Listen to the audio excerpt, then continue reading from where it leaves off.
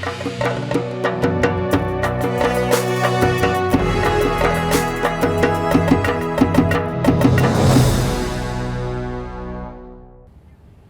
मोदी ने आज तीसरी बार संसद के तौर पर ग्रहण की है शपथ और नए संसद भवन में पहली बार सांसदों ने शपथ फिर से करेंगे।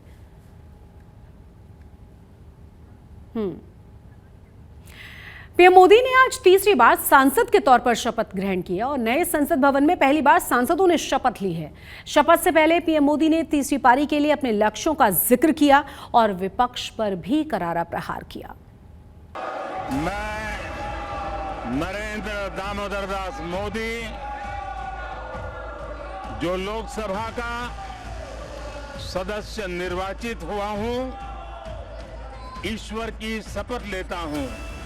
तीसरी बार पीएम बनने के साथ लोकसभा में सांसद के तौर पर तीसरी पारी। भारत के संविधान के प्रति सच्ची श्रद्धा और निष्ठा रखूंगा। नए संसद भवन में प्रोटेम स्पीकर भर्तृहरि महताब ने पीएम मोदी को सांसद पद की शपथ दिलाई। –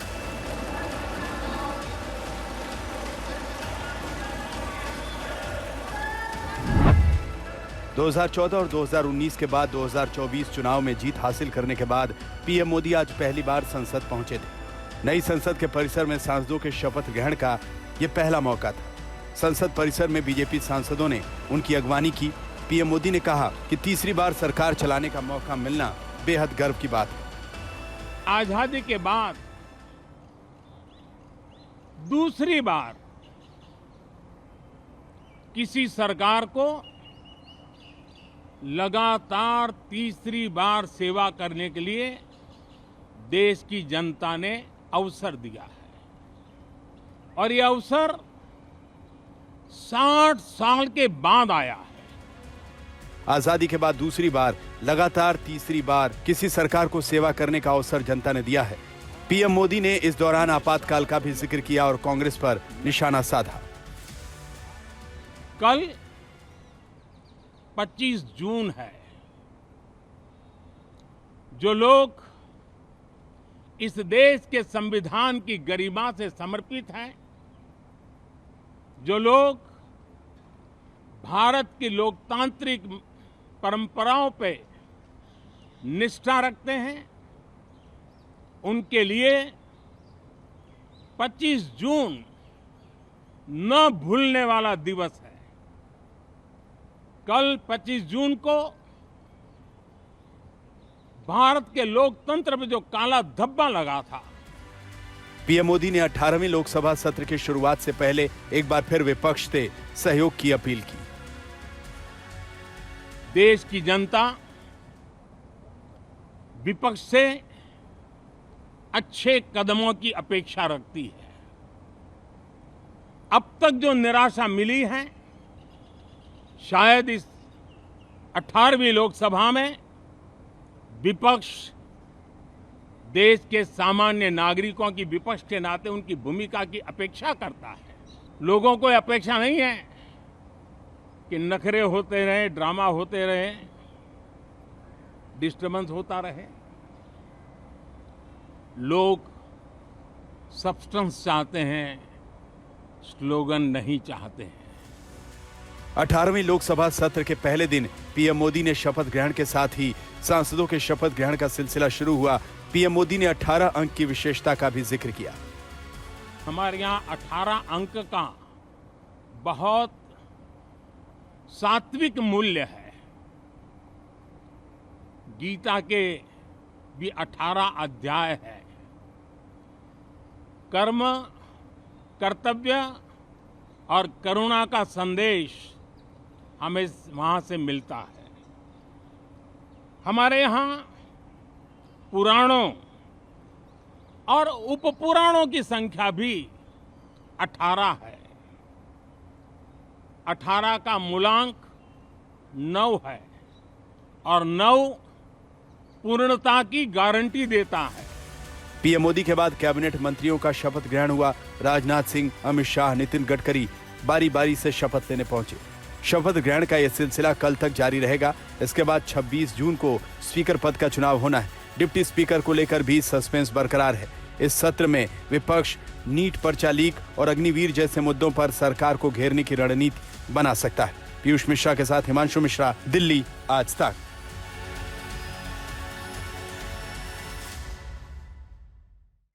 नीट परीक्षा में धांधली को लेकर एक्शन तेज हो चुका है। सरकार ने मामले की जांच सीबीआई को सौंप दी है और सीबीआई ने भी गुनहगारों को दबोचने के लिए एक्शन शुरू कर दिया है।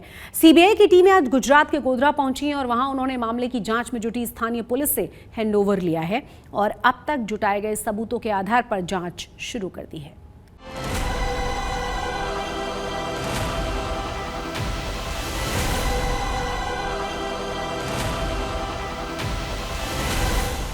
से ही सही, लेकिन छात्रों की नाराजगी रंग लाई, उनका दबाव काम आया। नीट के अभ्यर्थियों को इंसाफ दिलाने का जिम्मा सरकार ने अब सीबीआई को सौंप दिया। शिक्षा मंत्रालय ने अलग अलग राज्यों में धांधली के सभी मामलों की जिम्मेदारी सीबीआई को सौंपी। तो इस फैसले के बाद सीबीआई का एक्शन भी शुरू हो गया है। सीबीआई की टीम आज गुजरात के गोधरा पहुंची। यहाँ सीबीआई के अधिकारियों ने स्थानीय पुलिस से नीट धांधली को लेकर इकट्ठा किए गए सबूतों पर चर्चा की। पुलिस के पास इस मामले में जितने भी सबूत और सुराग मौजूद थे वो सीबीआई के अधिकारियों को सौंप दिए गए हैं। हैंडओवर करने की जो भी कार्यवाही है वो अभी चल रही है और उनको जो भी सपोर्ट चाहिए वो हम एक्सटेंड उनको कर रहे हैं और ये केस जो है वो उनको हैंडओवर करने की कार्यवाही अभी चालू है। उनको जो भी सपोर्ट चाहिए वो हम एक्सटेंड कर रहे हैं। गुजरात में पेपर लीक मामले की जांच कर रही पुलिस ने अब तक 5 आरोपियों को गिरफ्तार किया है। इसके अलावा आरोपियों के पास से घोटाले की कई अहम सबूत भी बरामद हुए हैं, जिसके आधार पर अब सीबीआई इस पूरे मामले की पड़ताल करेगी। नीट यूजी परीक्षा की धांधली के मामले में गुजरात के गोधरा से भी 5 आरोपियों को गिरफ्तार किया गया है। अब इस पूरे कांड की जब जांच गोधरा पुलिस ने पूर्ण कर ली है, ऐसे में सीबीआई को अब जांच सौंपी गई है। सीबीआई की टीम भी गोधरा पहुंच चुकी है। सीबीआई की टीम को गोधरा पुलिस की तरफ से सारे डॉक्यूमेंट्स जो भी हैं वो उपलब्ध कराए जा रहे हैं। आने वाले दिनों में सीबीआई तमाम 5 जो आरोपी हैं उनके ट्रांजिट रिमांड लेगी और फिर एक बार हो सकता है 5 आरोपियों की जांच सीबीआई करे। हो सकता है आने वाले दिनों में गुजरात के गोधरा में जलाराम सेंटर में जो भी कोई धांधली हुई है उसके तार गुजरात के अलावा किसी अन्य राज्य से भी जुड़ते हुए सामने आए। जांच की कड़ी जैसे जैसे आगे बढ़ती जा रही है वैसे वैसे नीट पेपर लीक के गुनाहगारों का दायरा भी बढ़ता जा रहा है। अलग अलग राज्यों से मिल रहे सबूत इशारा कर रहे हैं कि इनका नेटवर्क केवल एक राज्य तक सीमित नहीं है, बल्कि कई राज्यों में ये सक्रिय है और बच्चों के भविष्य पर ग्रहण लगाने का कारोबार कर रहे हैं। अहमदाबाद से अतुल तिवारी के साथ आज तक ब्यूरो। अहमदाबाद में बढ़ती हुई ट्रैफिक की समस्या को देखते हुए पुलिस ने विशेष अभियान की शुरुआत की। इसके तहत स्थानीय पुलिस के साथ मिलकर traffic police wrong side drive करने वालों के खिलाफ एफआईआर दर्ज कर रही है। पिछले 2 दिनों में पुलिस ने 400 लोगों के खिलाफ एफआईआर दर्ज की है।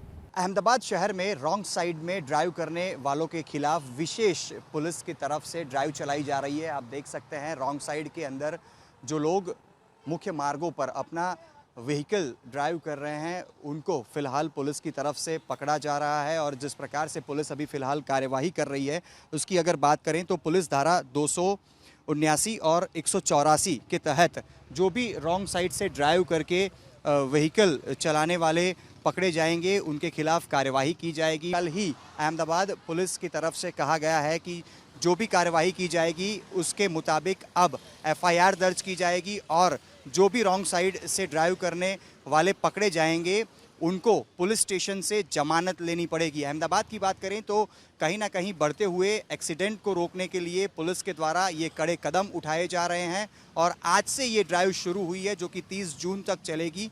जो भी रॉन्ग साइड से अपना व्हीकल ड्राइव करते हैं उनसे पुलिस ने अपील भी की है कि रॉन्ग साइड पर अपना व्हीकल ड्राइव ना करें। अगर कोई ऐसे रॉन्ग साइड से अपना व्हीकल ड्राइव करते हुए पकड़े जाते हैं तो पुलिस उनके खिलाफ एफआईआर करेगी। आप दृश्य में भी देख सकते हैं एक और एक्टिवा चालक जो कि रॉन्ग साइड से अपना व्हीकल ड्राइव करके आ रहे हैं और पुलिस की तरफ से उन्हें पकड़ा जा रहा है। इसी तरह से पुलिस अपनी जो ड्राइव है पूरे अहमदाबाद में चलाएगी और इनके एक्टिवा पे भी हम देख सकते हैं कि आगे की तरफ पुलिस भी लिखा हुआ है। पुलिस फिलहाल अब कार्यवाही करेगी और कार्यवाही इस प्रकार से है कि पुलिस केस किया जाएगा और जमानत पुलिस स्टेशन से ही लेनी पड़ेगी। कैमरा पर्सन प्रीतेश रावल के साथ अतुल तिवारी, आज तक, अहमदाबाद। सूरत पुलिस ने एक ऐसे शख्स को गिरफ्तार किया है जो बांग्लादेश का नागरिक है, लेकिन पिछले कुछ दिनों से सूरत में रह रहा था हिंदू बनकर। इस शख्स ने खुद को हिंदू बताने के लिए कई दस्तावेज भी तैयार कर लिए थे, जिसमें आधार कार्ड से लेकर पैन कार्ड तक शामिल है। जानकारी के मुताबिक इसने 7 खीरा बॉर्डर से भारत में घुसपैठ की, उसके बाद भारत के फर्जी दस्तावेज बनवा लिए। इन्हीं दस्तावेजों के आधार पर यह साल 2020 में विदेश यात्रा भी कर चुका है। बांग्लादेशी नागरिक भारत में हिंदू बनकर किस मकसद से रह रहा था, पुलिस इस मामले की जांच में जुटी हुई है। एसओजी ने कल एक बांग्लादेशी नागरिक है जिसका नाम है मीनार हिमायत सरदार, उसको उन चंडाल चौकड़ी के एरिया से हमने पकड़ा है। वो बांग्लादेशी 2020 से यहाँ पे रह रहा था और 2021 से 23 तक वो दोहा के कतार में लेबर काम के लिए गया था। उसके बाद यहीं पे रहता था और स्पार्क के अंदर कोई मजदूरी काम या दलाली का काम करता था, ऐसे हमको इन्फॉर्मेशन मिली है।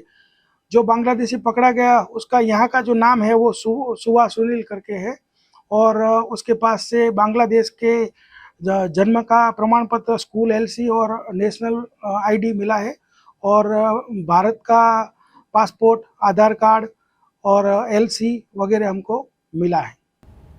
भगवान जगन्नाथ की रथ यात्रा 7 जुलाई को निकाली जाएगी और इससे पहले गुजरात के अहमदाबाद और वडोदरा में इसकी जल यात्रा निकाली गई। जल यात्रा में रथ यात्रा, बैलगाड़ी, भजन मंडलियां, ध्वजा, पताका और बैंड बाजों के साथ बड़ी संख्या में श्रद्धालु भक्ति में सराबोर नजर आए।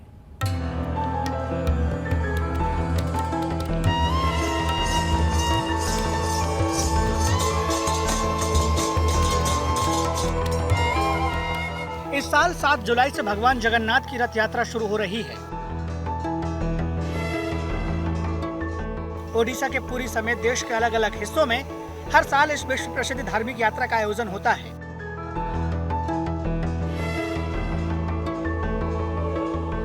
रथ यात्रा से पहले भगवान जगन्नाथ की स्नान परंपरा बेहद खास है। मान्यताओं के अनुसार ज्येष्ठ महीने की पूर्णिमा तिथि को भगवान जगन्नाथ को स्नान कराने की परंपरा है, जिसे बीते शनिवार यानी 22 जून को निभाया गया।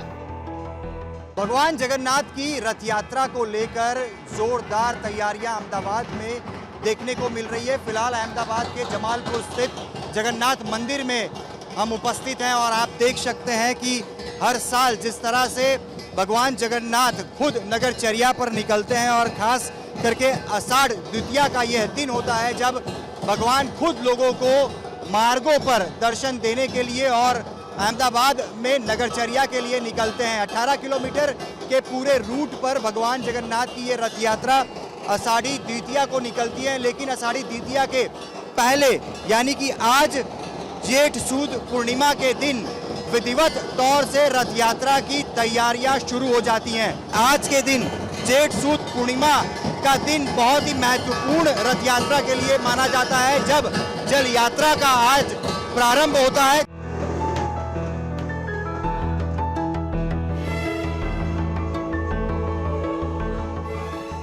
अहमदाबाद में भगवान जगन्नाथ के मंदिर से साबरमती नदी के किनारे तक धूमधाम से जल यात्रा निकाली गई।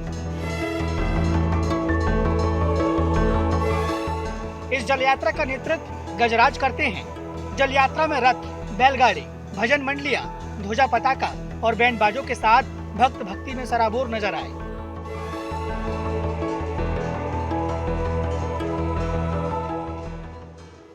ये जल यात्रा जो है वो रथ यात्रा के 15 दिन पहले पूर्णिमा होती है।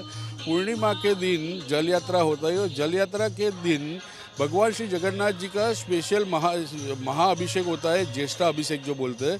वो ज्येष्ठा अभिषेक यहाँ साबरमती नदी के किनारे पे साबरमती के नदियों के जल द्वारा, सूर्य नारायण के किरणों द्वारा और ब्राह्मणों के जो वैदिक मंत्रोच्चार है उसके द्वारा यहाँ से जल एकत्रित करके 108 कलश के अंदर लेके मंदिर में जाते हैं और वहाँ पे भगवान श्री जगन्नाथ जी को अभिषेक करते हैं और उसके साथ में यहाँ पे गंगा पूजन होता है। गुजरात के वडोदरा में भी भगवान जगन्नाथ की पूजा अर्चना की गई। इस दौरान उन्हें तरह तरह के भोग लगाए गए। मंदिर में भारी संख्या में श्रद्धालुओं की मौजूदगी भगवान जगन्नाथ के प्रति आस्था को दर्शाती दिखी।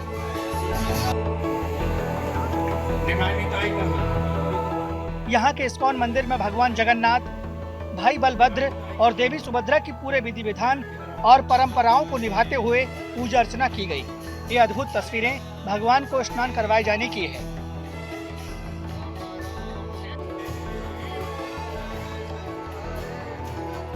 आज जुलाई आषाढ़ी तीज के दिन, जिस दिन रथ यात्रा है उसी दिन पट खुलेगा और उसी दिन बड़ौदा रेलवे से 2:30 बजे से भगवान जगन्नाथ नगर भ्रमण में निकलेंगे। फिलहाल तो 15 दिन के एकांतवास पर गए भगवान जगन्नाथ के दर्शन 7 जुलाई को होंगे। ये वो दिन होगा जब विश्व प्रसिद्ध भव्य और दिव्य रथ यात्रा निकलेगी, जिसका साक्षी बनने के लिए दूर दराज से श्रद्धालु उमड़ते हैं।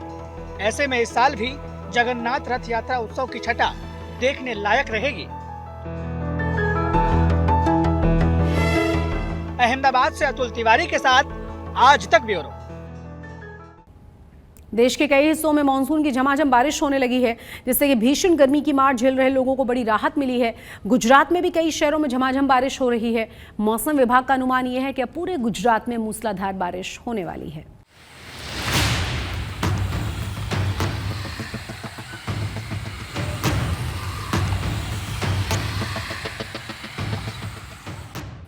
गर्मी की मार से बेहाल हुए लोगों को मानसून की बारिश से राहत मिल रही है।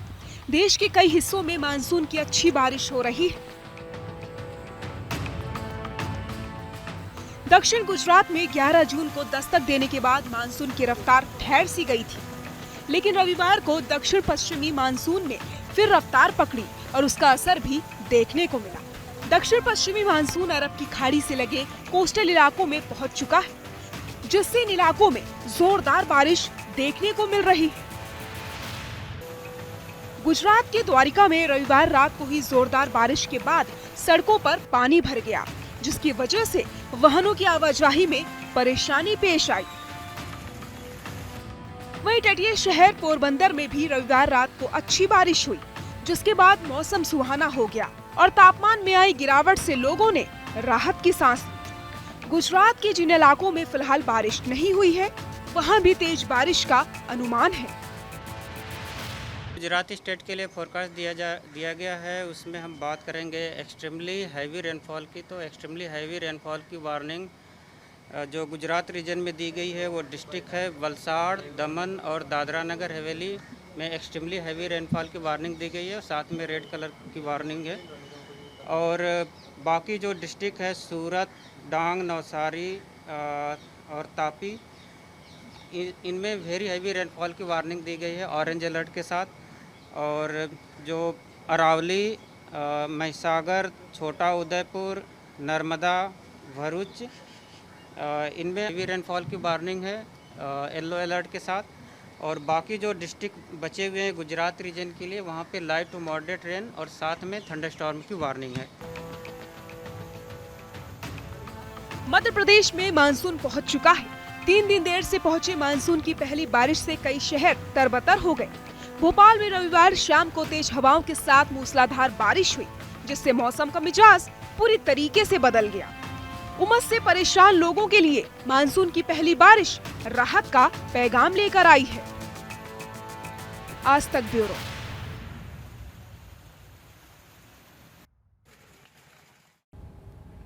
आज तक गुजरात के स्पेशल बुलेटिन में आज के लिए बस इतना ही, लेकिन देश और दुनिया की तमाम बड़ी और अहम खबरों के लिए आप देखते रहिए आज तक।